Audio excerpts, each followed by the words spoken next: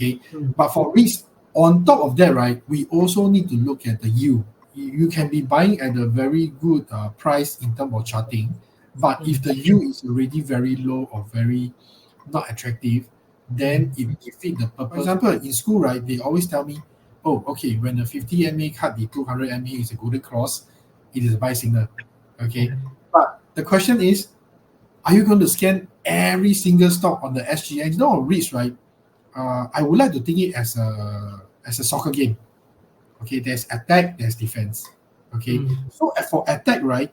Okay, in terms of the top line, okay, I'll be looking at occupancy ratio, NPI, net property income, rental reversion, things like that. Frencken has been very steady, okay, and their business is also very diversified. Okay, Semiconductor take out about 78% of their revenue.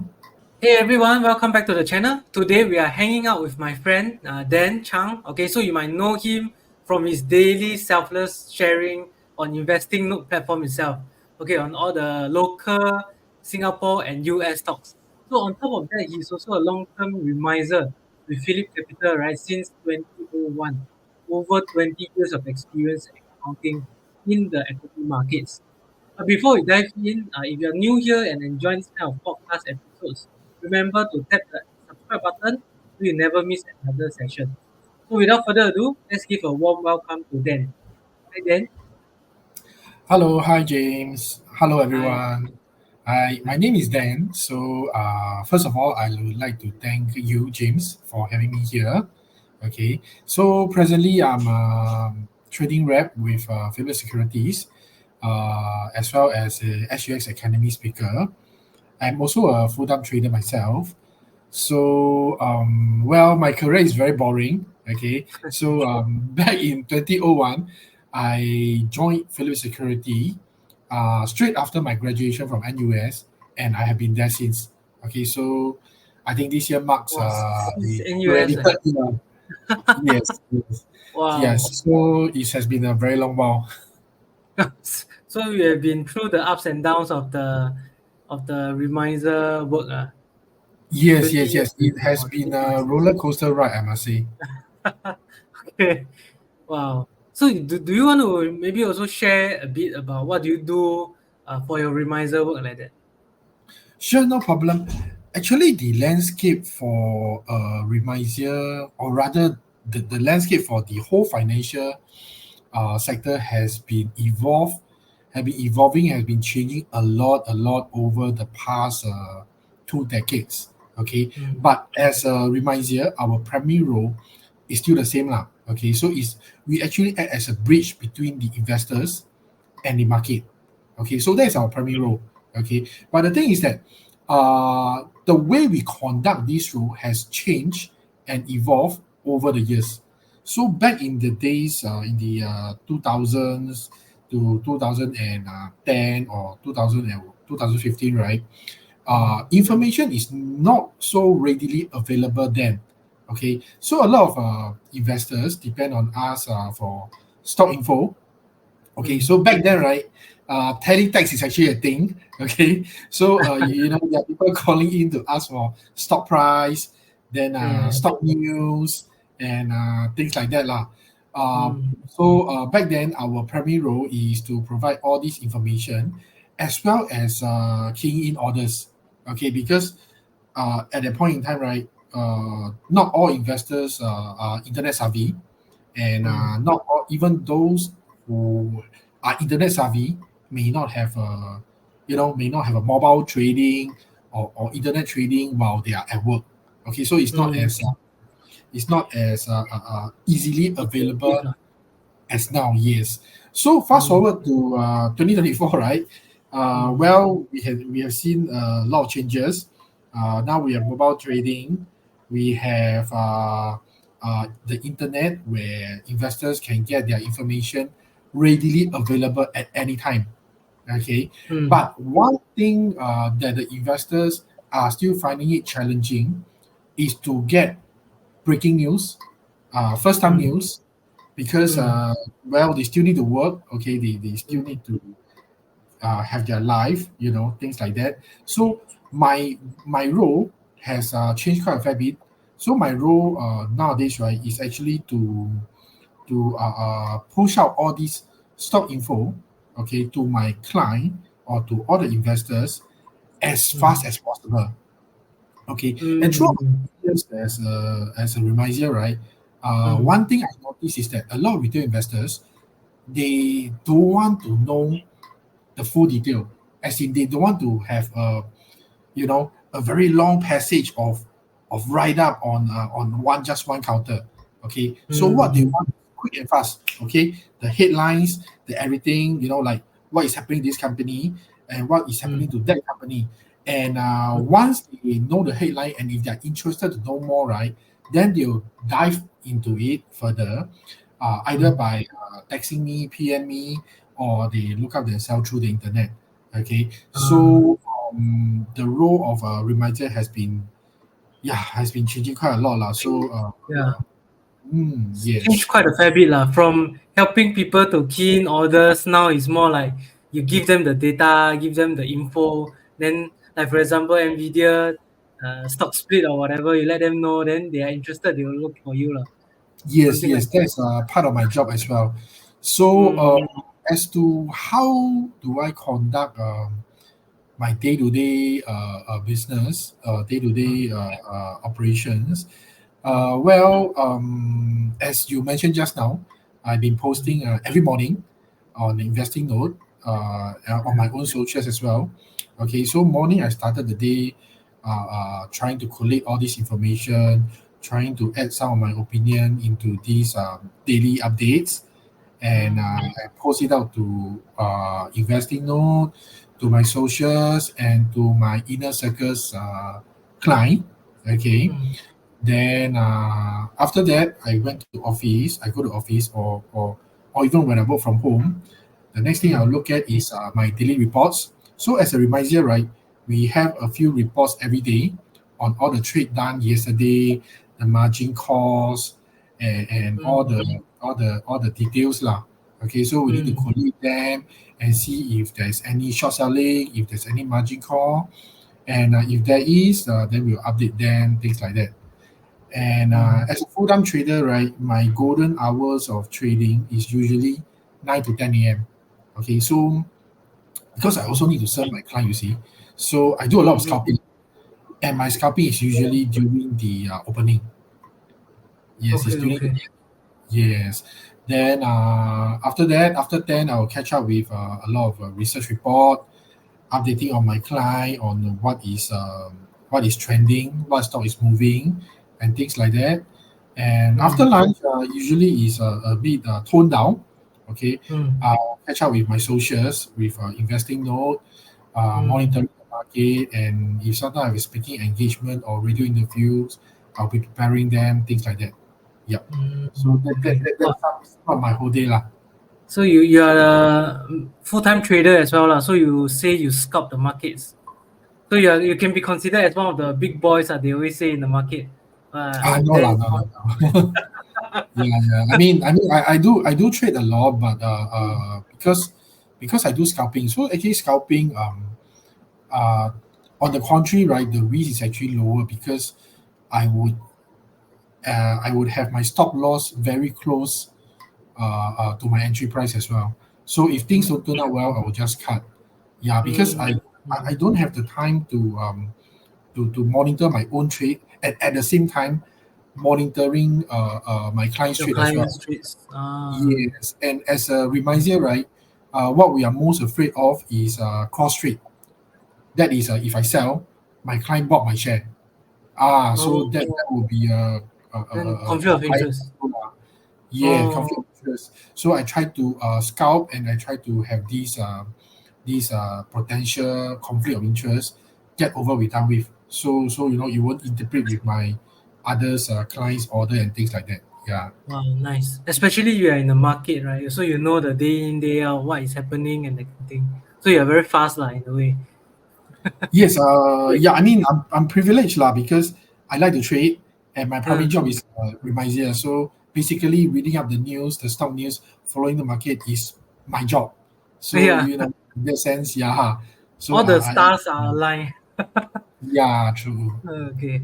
And if you have enjoyed this video thus far, I will greatly appreciate it if you can help me to smash that like button, subscribe to my channel, and ring the bell so you get notified every time I release another stock analysis video. Okay, Hmm. so now for the next question, now you are saying that you are a full-time trader, but what was the thing that initially sparked your interest in the stock market? Can you take us back to your very first investment? What do you learn from that experience? Sure, but I have to let you guys know that I am not a very good example to be Yeah. a beginner in stock investment. Okay, so what happened is that I have to go back all the way back to my uni days. Okay, Mm, so I'm actually studying this business admin in NUS. So in my mm, year one, right, I came across a lot of modules like economics, accounting, marketing, business ethics. So mm, most of these modules are very boring. Okay, it's very dead, it's very boring. Until I mm, come across this module called finance. Okay, mm, so in this finance, right, it's actually a foundation module for year one, where they teach you some things, some very basic things like you know P ratio and how to read the P&L, the financial income statements. statement, yeah, the financial statement, and Mm, they also add in a bit of the technical aspect of it, like the moving average and things like that. Of course, it's very basic at that point in time, but mm. that had actually caught my interest. Okay, Oh, so okay. yeah, yeah. So fast forward to year two, right? I actually spent most of my day in the computer lab because you know lah, in the 90s, right? Our home Uh, computer internet connection, it's quite slow lah. yeah, it's very slow. It's not using LAN or Yeah, wireless. It's yeah. using those the dial-up kind of Now, thing. Dee, dee. Okay. Yes, yes, yes. So I spent a lot of time in computer lab, looking at the stock price. At the time, I do have a trading account with UOB Kay Hian. Okay, Mm, I thought I have sufficient knowledge. Okay, so I start to dabble a bit. Okay, mm, and back then, right, contra is a thing. Okay, and it's a ah, very very big thing. Okay, yeah. so I started doing contra trading at the Mm, beginning. I think it's a bit difficult for me to recall my very first investment, but I do can share with you one of my more memorable mistakes. investment. Yeah, the mistakes and the investment back in those days. Okay, so Mm. back then, right, I bought this company called, or rather this stock called 天津中心. Okay, it's It's still China listed now. company. It is still listed now. It's still listed now. Wow. So back Okay. then, it's as I said, I'm not a very good example. So what I did Mm, was that, whatever is in the top volume, I just mm, try to grab it, okay, and hopefully to sell on a higher price, correct. okay. Correct. And what happened to Tianjin Zhongxin was that it actually made money for me. Okay, it actually Oh, made money. I bought at 80 over cent. 3 days later, I sold at $1. Okay, yeah. so I make about $1,000 over dollars, and Uh, that is huge for a undergraduate who has no income. Okay, so that was a very big amount, and yeah. when you think that that's a good thing, right? Well, actually, that is A bad uh, thing. the bad thing that happened to me lah. Because Uh, of this, right, greed had come into me. Okay, greed had come into me, and mm, I after that I've been doing a few other contra trade. But of course, not every day is Sunday, right? So I started to mm, lose money here and there, eventually losing back the capital. profit contract gain of $1,000 and a Mm, few $100. Okay, mm, lost back again. Okay, so after that, right, I told myself, well, I really have to buck up. Okay, I mm, really have to get prepared. Have mm, sufficient knowledge before I really go in, and I'm very determined to find a job in the stock market. Okay, and mm, that's how I started. So initially, I would have want to be an analyst. Okay, mm, mm. unfortunately, my GPA, my grade, may not be good enough to be an analyst. Okay, so I end up being a stockbroker with Philips Security, and well, that is how I started. Uh-huh. And yeah, as you mentioned just now, right, over 20 years, a lot of roller coasters. Okay, the first golden period was actually during the 2003, the outbreak of SARS and the Iraq War. Surprisingly, these two events are not a good event, but the market actually surged all the way to 2007 when the US subprime crisis occurred. So that was a golden period, lah, I would say. Yeah. That, Wow, wow. everything started to go downhill. Lah. Okay, Hmm. okay, nice. Thanks for sharing on your first few investments or tradings. Okay, Yeah. so now let's dive into some of the questions that I got from Investing Note itself. Hmm. So I can see from the poll that most traders are keen in three main areas. One is your Singapore trading ideas, S-REITs, and then the market outlook. So I will ask you the questions based on the three categories. Okay, Sure. so Sure. for number one, okay, so can you, because you say you are doing sculpting and all that, right? So what is actually your overall trading methodology, and how do you go about selecting what companies to trade or like to sculpt? Yeah. Okay. To be frank, it actually took me quite a while. Okay, because Mm, I was very young when I first joined the industry. Okay, having graduate, I mean, with BBA in finance, right? I am mm, equipped with the theory, but not the practical experience. Okay, mm,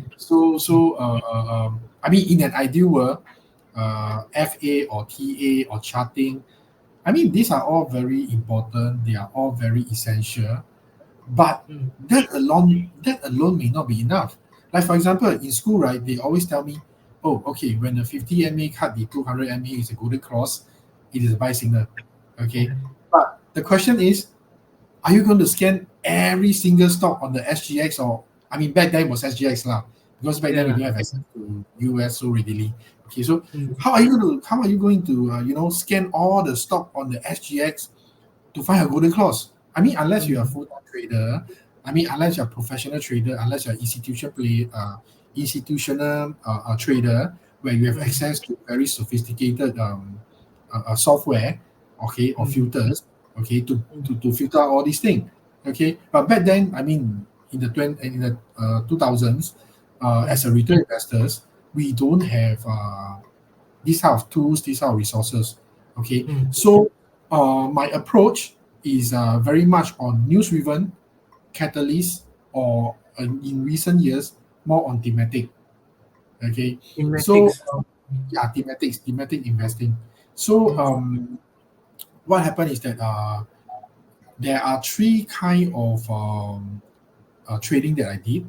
Okay, mm, one is as I mentioned earlier, scalping. mm, Okay, and second is back in earlier day, what I call contra, but mm. nowadays very few people contra, so I call it short-term trading. Short-term Okay. trading meaning hold the position for a few days or maybe up to 1 week. Okay, and Mm, third, of course, there is a long investment. Okay, so mm, trading methodology for scalping is very much on news-driven and catalyst. Okay, mm, news-driven and catalyst, because in penny stocks or in the Singapore market, right, the mm, company can be very, very good. Okay, but if there's no catalyst, or there's mm, no news to excite the stock, right, it will mm, still be a good company. But the trading side of it, the share price will not move. Okay, so mm, back then, a lot of things are being what we call news-driven catalyst.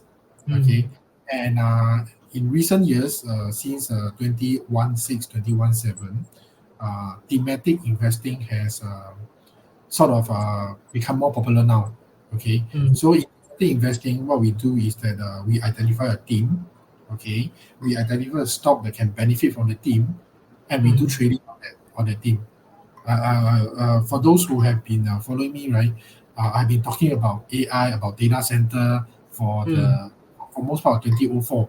Okay, Mm. so this year I've been trading a lot on Frencken, on AEM, on UMS, mostly on the scalping and short-term trading kind of it lah. So I try Mm. to write down it. Okay, but of course, I mean, it's never a bit of roses. Okay, I mean, Mm. stocks AEM, okay, and UMS sometimes they have their own company specific news that Mhm. did not actually maximize their potential in the AI team. Okay, Mm. but overall, right, this is how I do my own trading.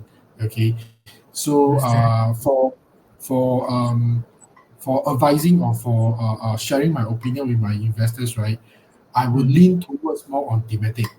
Okay, because Ah. my investors don't have the luxury of looking at the market every single day, every single minute, every single second. Okay, Correct. so Correct. it's better for them to to have a more thematic approach to have Mm. a high chance of profiting from the market. Yeah. Mm. Mm. Mm, So just to maybe add on lah, or mm, ask you a follow-up question, right? For sure. thematics wise, like for example, you talk about the semiconductor stocks like Frencken, AEM. Do you do the opposite side? That means do you do short selling? Like for example, if you know maybe AEM won't do so well, do you do like contra short selling, or you just long only? Okay, for thematic approach, Mm. I only do long only because I believe in the team. Okay, any Mm. pullback or any drop is actually an opportunity for me to look at buying. Okay, it's an Mm. opportunity to buy, but Mm. I do shorting on scalping and on short-term trading. Okay, for scalping, Um, right? Yeah, for scalping because okay. scalping essentially is very news driven, right? You Yeah. know what I say? It's So very is news that driven. bad news? Then you will. Yes. So for scalping, I would just short the stock per se and try to Mm. cover on the same day. Okay. Mm. For those short-term investing, short-term trading, Mm. where I do shorting, Mm. usually I will either use CFD or I Mm. use DLC. Sometimes I use structured warrant as well. Lah. It really Okay. depends Okay. on the counter that I'm shorting as well. Understand. Yeah. Understand. Mm. But sometimes, I mean, this for my own self lah. Sure. Like sometimes when I see news, right? Like for example, Citrium got the Mm, news of the CAD mm, investigation and all that, right? mm, mm. During the first few minutes, the action already happened. So it's like you literally have to be there on the spot, like at 9 a.m. While everybody is busy working, you have to be there trading, right? I Is mean, that yes. So as I oh mentioned, that's my privilege lah because my job is actually, to yeah, monitor the market. yeah. Having said that, right, Seatrium Mm. actually, if I remember correctly, that day they actually opened at 1.62. It was down more than 10 cents, but they Uh-huh. closed the day at about 150. So actually, there is still quite a ample room to short. Okay, Mm, mm, but that's mm. it, right?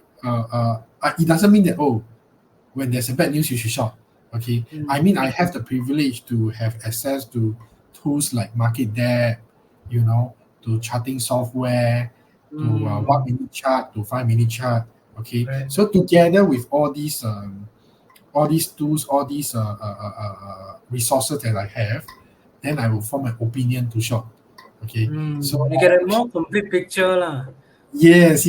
I'm not It's saying not I'm not just saying bad news short, then good news ah buy that kind of thing. Yeah. correct. Okay. Because as you mentioned earlier, right, there are actually instances or many instances where there's bad news, the share price actually dropped too much that they rebound. There are a lot of Mm, instances as that as well. mm, That is why mm. you need to have if you are doing scalping, you need to have a lot of resources at hand. Okay, of course, charting is essential. Real life chart, Mm, real time mm, chart. I mean, okay, without mm, charting, there's nothing to say. Okay, mm, second, in Singapore context, market depth is very useful. It's not useful in US market, but market depth is very useful in Singapore market. Okay, so mm. of course, Because our yeah, volume stock mostly all that already, right?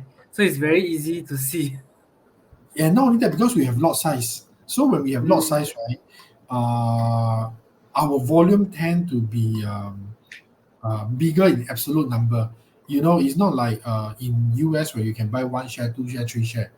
Okay, so Yeah, people yeah, people yeah. will have no comes of thinking, oh, I want to buy, but I don't have a lot of money. I just buy one share, two share, three share. Okay, Mm, but in the Singapore context, because we have lot size. Okay, mm, so I mean in the past there's a minimum brokerage lah. Now obviously mm. there I mean commission Yeah. wasn't a thing lah. Okay, but anyway, market depth still plays a very important part on these HAS market. Mm. Okay, okay. Right. Thanks for sharing on the trading side of things, lah. So you have three types of trading methodologies, lah. Okay, so now Yes. moving on to the other sector that us Singaporeans like a lot, S-REITs. So do you actually do trading or more on investing long term for S-REITs? Can I know? Yeah. Okay. For REITs, right? First of all, we need to understand what is a REIT and what is the main purpose. Okay. Mm, So the main purpose of a REIT is actually to provide investors a passive income vehicle. mm, Okay. I mean that is the main purpose of why REITs was born in Singapore lah. I mean that yeah. was the initial thought process when they launched Mm, this product. Okay, yeah. so for me myself, I would like to think that for REITs, I'll lean towards more on long-term investment, more on recurring income, and as your question on more whether trading or more on the fundamental, I would lean towards the fundamental side of it. Okay, Mm, so risk is a very different ball game from normal stocks. Okay, mm, so as I mentioned earlier, right, when we talk about trading on stocks, charting is very important. Aside from news driven event, okay, mm, for REITs, actually fundamentals is equally important. Okay, mm, because we are buying it for recurring income. Okay, so we need to make sure that they have the cash flow. We need to make sure that they are making money. We need to make sure that their tenant is of good financial standing in order mm, for us to receive the recurring income. Okay, mm, so on that sense, right, I think FA is more important. Okay, after you establish the FA, you pick up the risk already, then we start to look at the chart. Okay, to see mm, where is a good entry point, and mm, even the entry point, even when you use chart to so-called look at risk, right? There is an additional thing. I mean, for stocks, right, when we look at entry point, we look at the support line, we look at the trend and things like that. Okay, mm, but for risk, on top of that, right, we also need to look at the yield. You can be buying at a very good price in terms of charting, but if mm, the yield is already very low or very not attractive, then mm, it defeats the purpose of having risk as a recurring income instrument. mm, mm. Yeah. Mm, You that remind me of one REIT, Parkway Life. The which the one? U is Parkway Life Oh, REIT. Parkway Live. Because Yes. the time, I mean, when I do the research myself, I see that everything is not bad lah, but the Mm. yield that they give at the fair price is like close to 3 to 4%. So not very attractive lah to me back then. Yes, Yeah. actually, I totally agree with you. So a lot of people were thinking that risk is actually a easier asset class to invest, but actually it's not. Because if you really want to build a portfolio of recurring income, Mm. selecting risk is actually as difficult as selecting stocks because they have more More things to things look to out look at. for. Yes, more Yeah. things to look at. I mean, as you mentioned, Parkway Life risk is a very good read. Is Uh, fundamentally strong. But if the yield is not there, right? I mean, not there. Not that it's not there, but it's not attractive enough. yeah. Then it might not align with your goal, lah. That's what Yeah. I It think. defeats the purpose of me investing in the REIT in the first place lah. Yes, yes, correct. Yeah. Okay, Mm, so for the REITs itself, our mm, investing node user Nippon 72. So he mm, also got a question. He's mm, asking what are some of the best REITs for retirement for each sponsor. So be it CapitaLand, Frasers, or Maple Tree. So if you were mm, to focus on stability, right, and dividend income, which are the best of the best REITs you would, advise or? Right. Okay. So for REITs, right, actually there is one similarity between REITs and stock. Is Mm, that change is the only constant. Okay. mm, So what happened is that uh even for REITs, it's not like, oh, you buy one REITs, you hold on for 20 years and you expect to, just receive the recurring income and nothing will happen. Okay, that's not yeah. the case. Even for REITs, right, you also have to do a quarterly review kind of thing. Okay, so I mean, I can share with you some of the REITs that I think is best of the best. Okay, but Mm, that it also have an expiry date lah, because I always do a quarterly review of all the REITs, or rather the REITs that I'm looking at. Okay, mm, so in terms of REITs, right, I would like to think it as a soccer game. Okay, there's attack, there's defense. Okay, mm, so for attack, right, okay, in terms of the top line, okay, mm, I'll be looking at occupancy ratio, NPI, net property income, rental mm, reversion, things like that. mm, Okay, and on the defensive side of thing, on the defense side, I'll be looking at capital management. The mm, gearing, the rate hedge. Actually, rate hedge, to be frank, before 2022, I don't really look at rate hedge lah, but because of mm. the sudden surge Yeah, in we all know. yeah, we have to take a look at the rate hedge, then Yeah. refinancing, things like that. Okay, Mm, and in my own opinion, right, mm, I would like to think that Capital Integrated Commercial Trust is one of the, in my opinion, best of the best REIT among those 40 odd REITs listed on SGX lah. Okay, why would I say that? Number one, it is the biggest by market cap. mm, Okay. Number two, you can physically see it, touch it. mm, I mean, there are so mm, many Capital Mall, CapitaLand office all around Singapore, and mm, I think about 80 over percent is all in Singapore.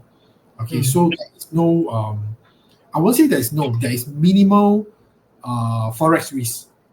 mm. Okay, there's no forex FX. risk. Mm, Yes, and because they being such a big REITs, right? We can mm, see that just by going to the mall, you can see that you know there are a lot of tenant, the rental is there, the rental income mm, is there, and things like that. And mm, even during the pandemic, right? If you look at their dividend history, their mm, dividend payout history, mm, yes, during the COVID year, I think there's one dividend payout that they skip because mm.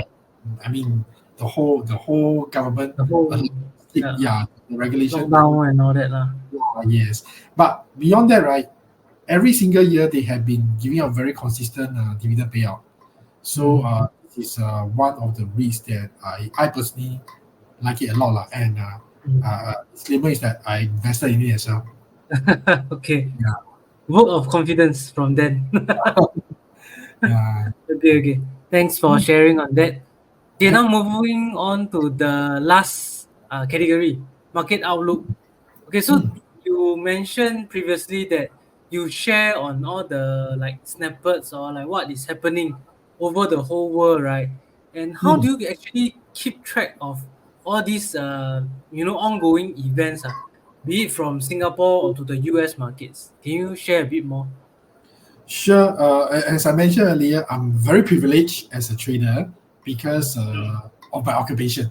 Okay, so my job itself is the market. So keeping myself abreast with all the stock news is part of my job, part of my passion, and part of my uh, uh, due diligence as a trader. Okay, Mm, so I would say that how do I keep track of all these non-stop events? mm, Number one, mainly I take a lot of information from the SGX announcement page. Why?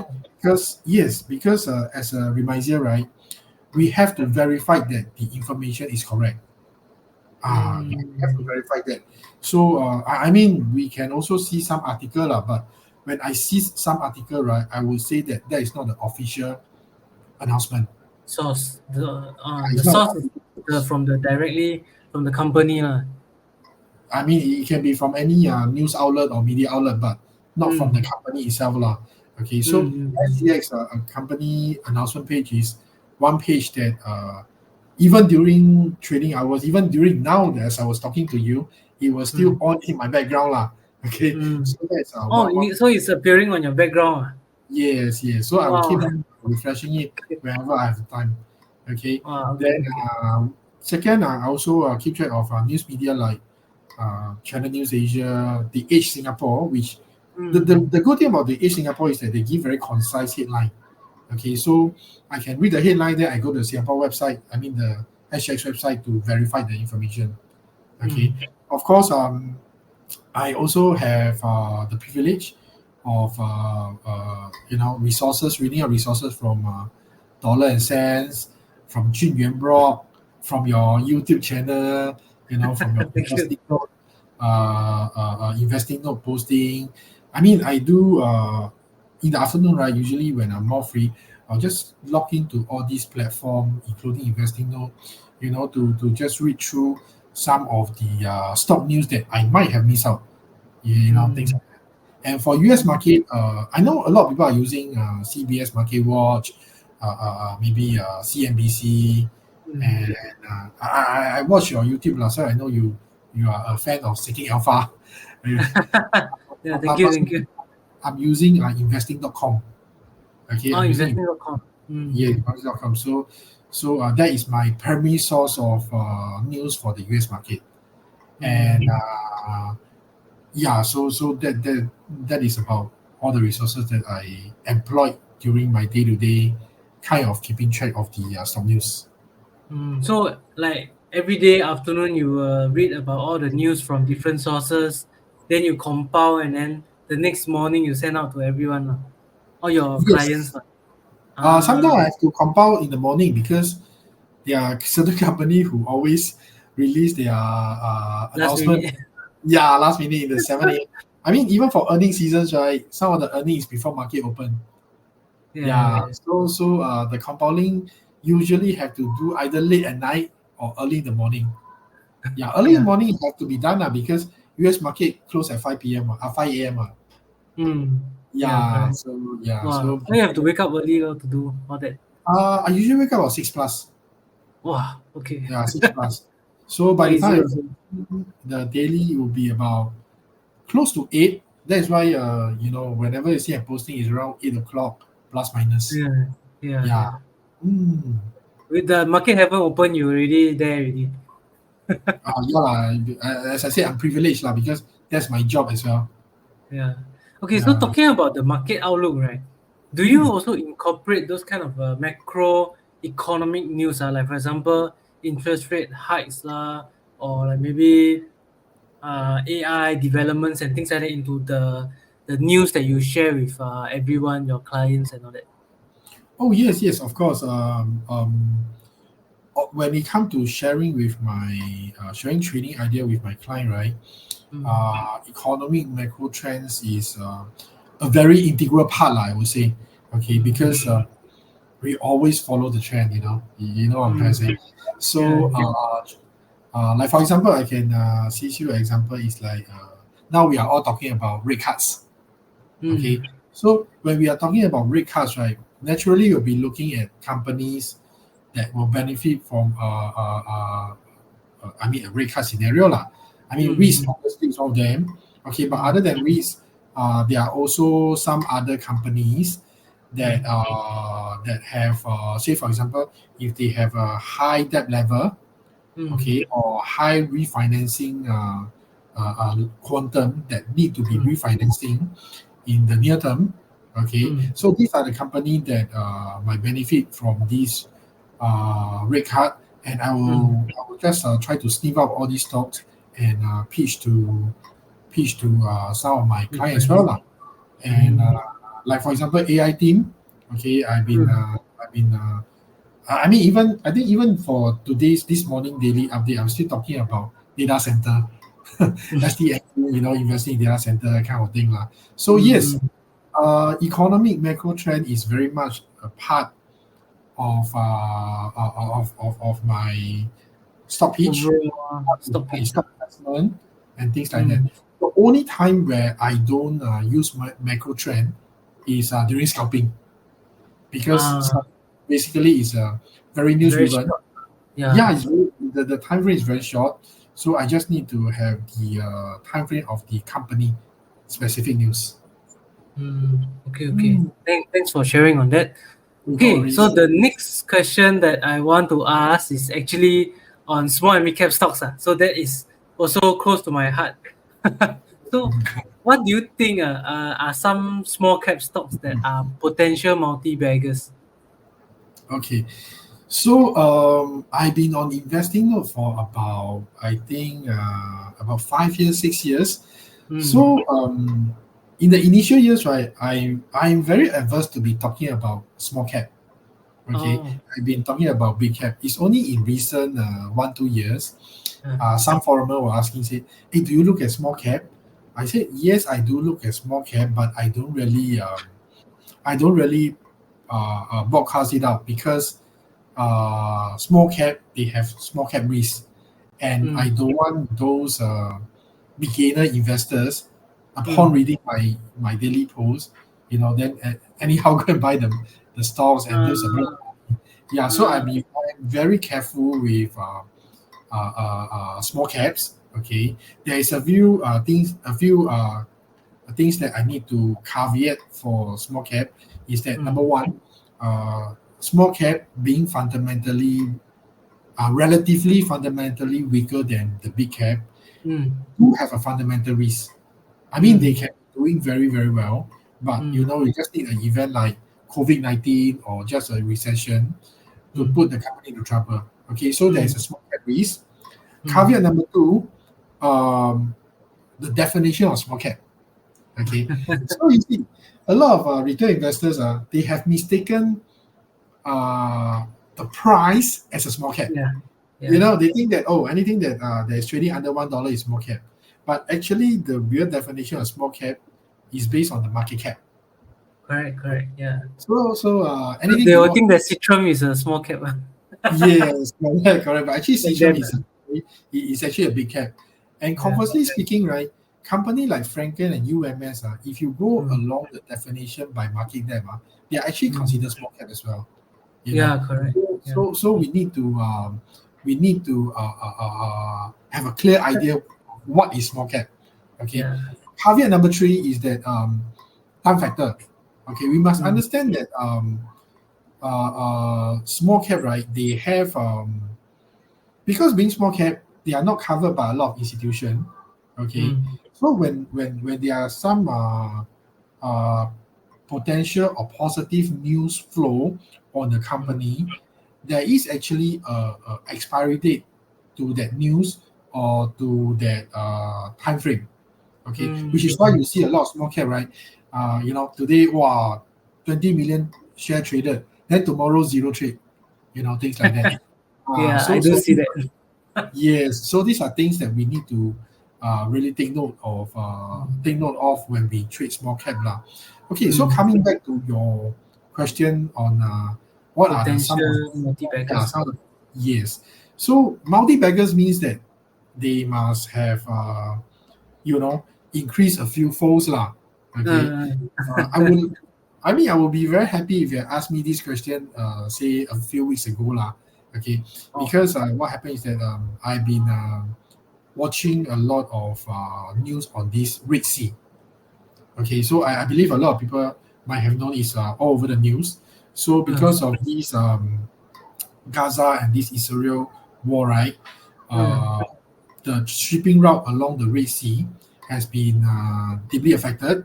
Okay, mm, a lot of shipping company has been moving using the road of the South Africa one, the Cap of Good mm, Hope. Okay, and because it's a longer road, right, it actually increased the freight rates, and it mm, actually affect a lot of logistic companies. Okay, mm, but one sector that tend to benefit is actually the shipping, the marine, the sector lah. And mm. on the SGX, right? So coincidentally, about 80 to 90% of the marine stocks are all small cap. Okay, are all small Oh. cap. Small cap in terms of market cap, small cap in terms of pricing. Yeah. So if you look at companies like Bingguan, if you look at companies like Mermaid, they have almost increased like 100% or even more than that, over 200%. Okay. Uh, then there are some marine companies that haven't really run up. I mean, I can give you an example, ASL Marine. But ASL Marine, I look at the FA, the fundamentals. Well, yes, they recently turned into black, but the thing is that they don't have volume. They don't have trading volume. Okay, so I wouldn't want to go into Too much some details. small, yeah, some small cap that don't really have trading volume because it's easy to buy, but it's very hard to sell. Okay, so if I were to choose a small cap that are potential multi-bagger, right, I'll go for these Marco Polo Marine. Yeah, Marco Polo Marine. So Marco Polo Marine is actually a shipping company, a marine company, doing mostly ship chartering and shipyard business lah. You know those business at Yeah. shipyard lah. But Yeah. I guess retail investor will be maybe known them better as the company of celebrity Xu Luoxuan husband lah. Yeah. Yeah. Yeah. Her But husband. yes, that's right. But that aside, right? Marco Polo Marine has has already did a very good turnaround since the turn of the year. Like all other small cap in the on the SGX like Bingguan, like Mermaid, they have also risen like 100%. Okay, but why would I single them out is because recently there is some retracement. Okay, so they retrace about I think close to 20% or less. Okay, so at least you know um, the pricing is not so so high that Extended. yeah, it's not so extended that you don't dare to buy. Okay, Buy. Yeah. and the reason why I still look at it is because I believe that the Red Sea issue, right, may not be solved so easily lah. Yeah, may not be solved so easily, not so, at least not in the near term lah, because when we talk about Israel and Gaza kind of thing, right, they are not only a physical war, but we are touching on religion, we are touching on a lot of other things. Yes, so I mean, I'm hope I'm wrong, okay, but then again, I believe that what we may be seeing is a prolong of this problem in the Red Sea, and the shipping, the freight rate will likely to be remain elevated, remain high. Yeah. Mm. Okay. Thanks for your sharing. So I also read about the Red Sea incident, but I didn't really go and think and link it up to the marine sector in Singapore. So Yeah, that's yeah. the Actually, the marine sector in Singapore, all the Bangkuan, the mermaid that I mentioned, have all run up like more than 100%. missed out Yeah. already. Wasted. Okay, so thanks for your sharing on Marco Polo Marine, Mengguan, and or ASL Marine. They all right. So now moving on to the next question. Can you also share other stocks or other sectors that you have quite a high conviction in, and what makes you confident in their future performance? Well, I think this is easier lah because I've been talking out throughout the whole of 2024. That is Oh, the AI team. Okay, I AIT. mean the AI team have been running for 1.5 year or maybe slightly longer, but I believe that the potential is still there, and there are still perhaps at least another 1 year to run now. Okay, at least 1 year to 2 years now.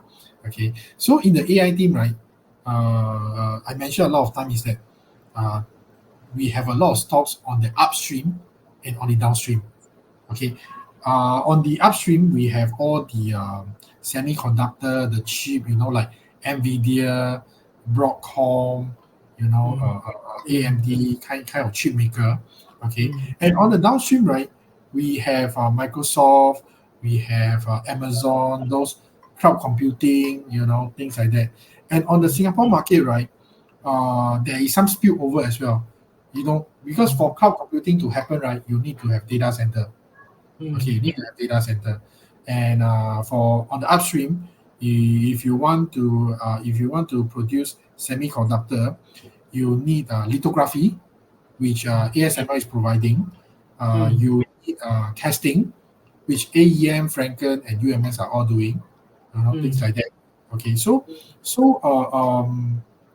personally, if you ask me about my high conviction pick, my picks will be lean towards the data center on the downstream, and on the upstream, I would be basically looking at Franken among the semiconductor players on the SPX.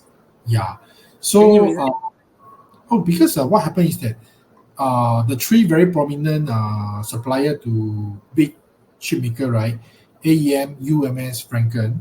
Both AEM and UMS have unfortunately encountered some company-specific news, okay, adverse news. Whereas Franken has been very steady, okay, and their business is also very diversified, okay. Semiconductor take up about 78% of their revenue, okay, and they so far, I mean, touch wood, the company, so schoolboy error like inventory shortfall or things like that. So far we have not heard of anything that's company specific, I would say. Okay, so that is on the upstream, lah, Franken. So on the downstream, right? Basically, there is a lot of stock I like, but the thing is that some of them have run already. One of them is Singtel, which I have been writing quite a lot in my dailies. Okay, I think today, before we start this chat, right? I think it hit $2.70. So it was actually a recent. Went up already. Yes. Yeah, I wanted to buy myself also. Yeah. So on the data center, right? $2 30 40, right? Just a few months Yeah. back. Well, just a few weeks back. Oh, just a few weeks Just a few back. years. Yes, yes. I must go monitor already. Yeah. So now it's 270. Then on the data center, right? Since some of the Singapore listed company has already so-called went up already. Personally, I would like to pitch on this dark horse lah. Okay, but this is I mean, to me, it's a high conviction, but to others, it could be a dangerous, a slightly relatively higher risk call. Okay, that is a Kappa Data Center REIT. Okay, so Kappa Data Center REIT is only one of the two pure data center REITs in Singapore, or rather listed on SGX. Okay, and unfortunately, wow, they are very unlucky. They have went in trouble, right? Yeah. yeah, they went in trouble with all the tenant default and things like that, and not one but two. Okay, Correct. That's why. yes, recently they resolved one of them, the Singapore side. Okay, but the one the tenant issue on the Guangdong China data center, that one is still unresolved. Okay, but I mean I'm look from the way I'm looking at it, I really hope there's some resolution there, and if that can be solved, right, I think Capital Data Center REIT is a very good proxy to this AI thing. Yes. On that data center thing, right? So Yeah. I also read about, okay, this is from my own personal opinion. I read about how the big downstream players like Google, like Amazon, or even all these Microsoft, they building their own data centers. Do you Yes. think that like in the long run, it will impact companies or REITs like Keppel DC? What do you think on this? I mean, more or less, there will be lah. But the thing is that um, competition, right, is sometimes good in the sense that there will be okay. Let me see you an example. Let's say in the street, right, if you are the only one selling wonton mee, right, okay, if I'm a customer, I can choose to eat wonton mee today or chicken rice tomorrow. Okay, if I go to a street that have 5 wonton mee, right, Okay, then I will have to choose which one is the better wanton mee to eat. You know what I'm trying to say? So in the same vein, right? Yes, uh, uh, I mean, Microsoft or some other big company, they are having their own data center as well. Okay, Mm. but then again, the fact that they have their own data center, it means that there is a strong demand and there's a strong need for data center. For this data, right? Yeah, yeah. Yes, and not everyone is as financially rich or financially capable as Microsoft to build their own data center. Okay, so I'm Mm. sure there are a lot of other company in the world that that have to use data center, but they are not able to afford, Mm. to build their data center there lah. Yeah, Yeah, yeah. I agree with you. That's also my own feeling lah, of how it's gonna go. thanks. Good. Okay, so now let's we have already covered quite a lot of stocks and all that lah. Now let's Right. cover more on the light-hearted things lah. Okay, so one question that I have is, where else do you park your money other than stocks? So we mentioned a lot about scalping lah, trading lah. Do you have any of your assets parked elsewhere? Yeah. Well, other than bank account for my daily expenses, Uh, most of my liquid fund, mm, I would prefer to put it in money market fund. Okay, mm, I mean, not because I'm for Philip Security that you have. I'm saying that Philip MML is the best. What I'm saying is that wherever you park your money, I mean, in Singapore there are a lot of money market fund. You don't necessarily have to park with Philip Security. Although I'll be mm, happy that you do so lah. Okay, but what I'm trying to say is that money market fund, be it whether from Philip Security or from any other financial institution, are a mm, very good source of a very good place to park your liquid fund. Okay, mm, of course, Singapore saving bond, T bills, they are all very good options as well. Okay, mm, but they are for people who really have a lot of money lying around. Either money they don't need them funds. You can have their fund being locked up. Then I would say SSB, T bill may be a better choice. But if mm. you just want to park your liquid fund, right? I think Mm. money market fund is It's a good alternative lah. comparing apple to apple is a very good alternative lah, because Mm, there's no lock-in. You want to withdraw the mm, money today, you get it today. It doesn't say that, oh, because you want to withdraw today, I can only give you like 1 month or 2 months later, and the rate is mm. not bad. The return is actually not bad. I mean, on average Uh, throughout the Singapore landscape, I think Sing dollar money market fund range about more than 3% now. mm. More than Better three than percent. fixed deposit, right? Fixed deposit give you the guaranteed in the sense that they guarantee you the 3%. Whereas Mm. for money market fund, right, the 3% per annum is based on historical performance. Oh. So it's not as so-called as guaranteed as fixed D. But the thing is Mm. that because money market fund invest in very low risk government bond, government T One. bills, Mm. so the risk is quite low lah.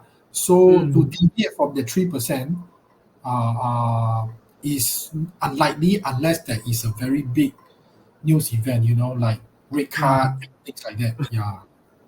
Okay. So for our readers, if you want to open up account, park inside Philip, you can look for Dan. I will put the link Yeah. down below. Thank you, James. Okay. Thank you. Okay. So next question.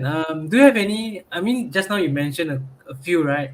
Like investing.com or Hmm, like your other news portal, CNA and all hmm, that.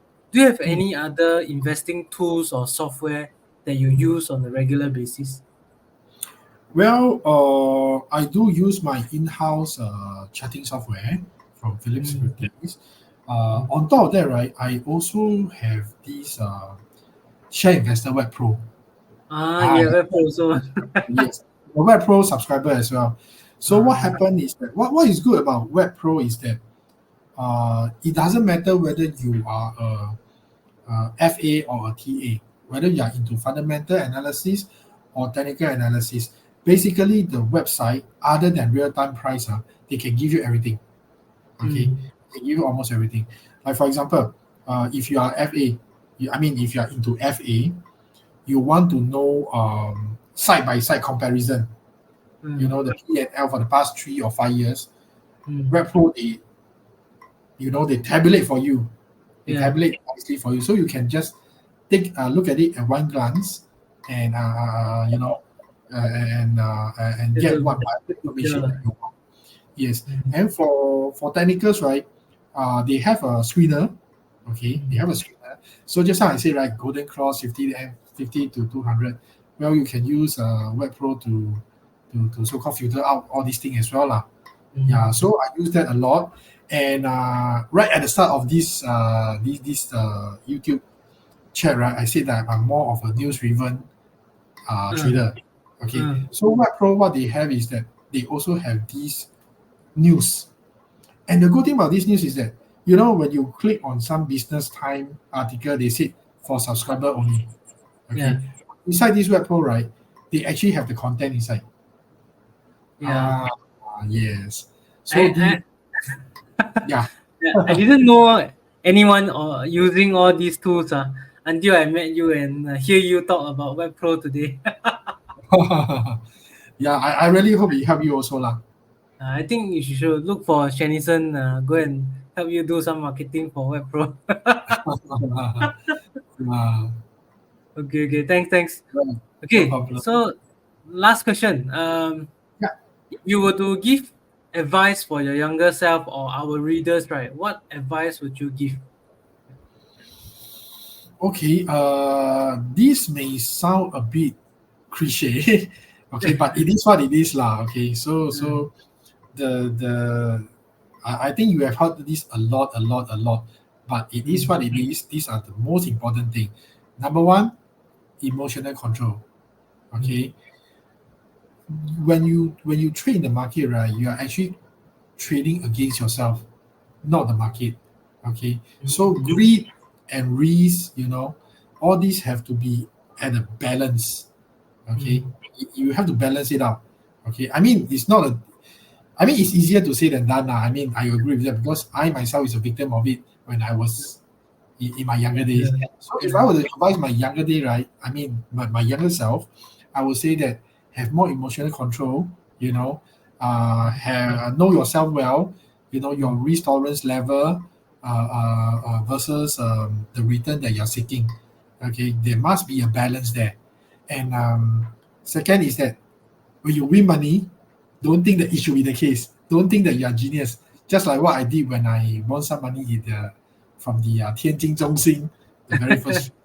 Okay, and end up I just lose it back lah. Okay, and third of all is that after knowing yourself, after you control yourself, emotional control and things like that, you need to have a trade plan. Okay, don't treat trading like gambling. Okay, when you go to the casino, right, you only have two choices: big or small, red or black. Okay, but in the stock market, if you do your homework, I'm not saying that you will be guaranteed profit. Okay, but if you have a plan, a good trade plan, at least your probability of winning in the stock market will be higher than if you were to go to a casino. Yeah. So these are the very three important things that I will share with my younger self. Yeah, thanks a lot for sharing for your personal advice. Okay, so that's all the time we have for today's podcast. A huge thank you to our amazing guest, Dan. Okay, thank you for sharing such valuable insights with us. We greatly appreciate you being here. Yeah, thanks, Jim. Once again, thank you for having me on this Invest Kaki. I'm really privileged here to be able to share a bit about myself and some of my trading methodology. Okay, and for those viewer out there, if you need to know anything about stock market, you can always refer to Invest Kaki's YouTube channel. There's a lot of resources there. If you are looking at opening an account, you can also PM me. Okay, you can just Google my name or my handle DANCCS, and the first few link will lead you to me lah. Yeah. Okay, Yeah, thanks. So I will also leave Dan's link down below in the Thank description box. you. Yeah, so people can just click on the link and maybe open up an account with you. So for our readers, if you enjoy this conversation and want to see more interviews like this one, please make sure to hit the subscribe button and ring the notification bell. So once again, thank you for watching. Thank you, Dan, and we'll see you in the next episode. Remember, all viewers, subscribe, like, and share. Thank you, Dan. Okay, thank Okay, you. Bye bye. thank you. Bye bye. There's one very important thing for you guys to know is that stocks that I've mentioned just now are all my personal opinion. Okay, it's not meant to be a recommendation to buy or sell any stocks.